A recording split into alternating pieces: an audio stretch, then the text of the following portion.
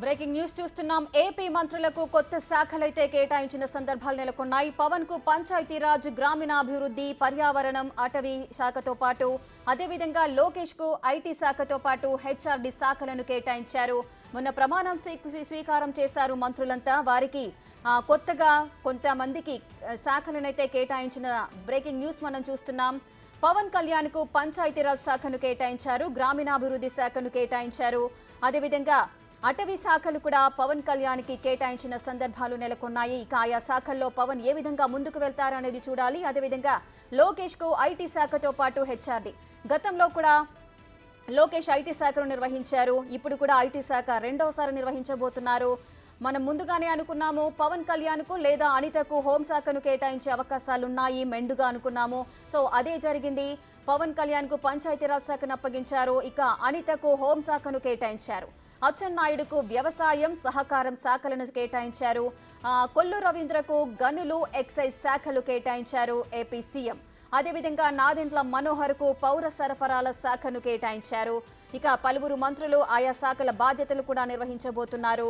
AP మంత్రులుగా ప్రమాణ స్వీకారం చేసిన కొంతమందికి ఒక ముఖ్యమైన శాఖల కేటాయింపు అయితే జరిగింది. పవన్ కు పంచాయతీరాజ్, పర్యావరణం, లోకేష్ కు ఐటీ శాఖతో పాటు హెచ్ఆర్డీ శాఖలను కేటాయించారు. అదేవిధంగా మరికొంతమందికి కూడా శాఖల కేటాయింపు జరిగింది. అనితకు హోంశాఖను కేటాయించిన సందర్భాలు నెలకొన్నాయి. ముందుగానే మనం అనుకున్నాము పవన్ కళ్యాణ్ కు హోంశాఖ, పంచాయతీరాజ్ లేదా సినిమాటోగ్రఫీ ఈ విధంగా కొన్ని శాఖలు కేటాయిస్తారు అని అనుకున్నాము.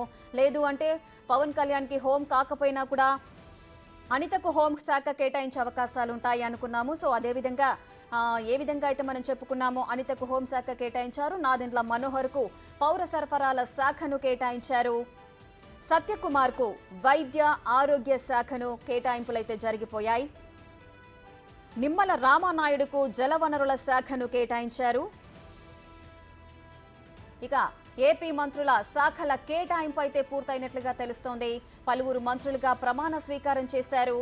ఆ మంత్రులందరికీ కూడా కొత్త శాఖలను కేటాయించిన సందర్భాలు నెలకొన్నాయి. లోకేష్ కు ఐటీ శాఖతో పాటు హెచ్ఆర్డీ శాఖను కేటాయించారు. గతంలో కూడా లోకేష్ ఐటీ శాఖ మంత్రిగా పనిచేశారు. ఇప్పుడు రెండవసారి ఐటీ శాఖ మంత్రిగా పనిచేయబోతున్నారు. అనితకు హోంశాఖను కేటాయించారు. నారాయణకు మున్సిపల్, పట్టణాభివృద్ధి శాఖను కేటాయించిన సందర్భాలు నెలకొన్నాయి. ఇక అచ్చెన్నాయుడుకు వ్యవసాయం, సహకారం ఈ రెండు శాఖలను అచ్చెన్నాయుడికి కేటాయించారు. కొల్లు రవీంద్రకు గనులు, ఎక్సైజ్ శాఖలు కేటాయించారు.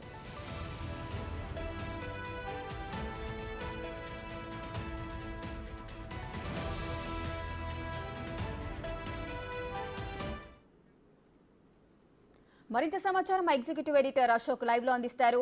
అశోక్, మంత్రులుగా ప్రమాణం స్వీకారం చేసిన కొంతమందికి ముఖ్యమైన శాఖల కేటాయింపు అయితే జరిగింది. ఎవరికి ఏ శాఖలు కేటాయించారు?